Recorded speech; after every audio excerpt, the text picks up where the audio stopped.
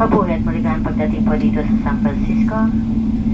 Ang oras dito ay 24 na minuto makalipas ang ika-6 ng umaga, Biyernes, ika-6 ng Setyembre.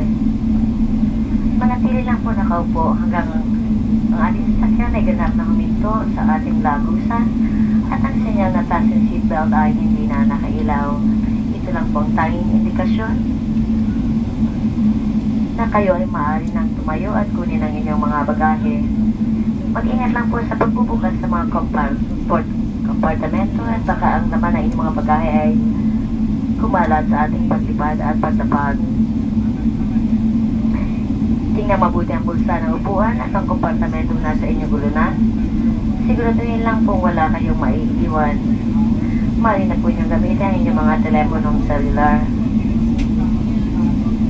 San Francisco po ang unang estado ng Amerika na ating papasukan kung kailangan yung dumaan sa Customs and Border Patrol.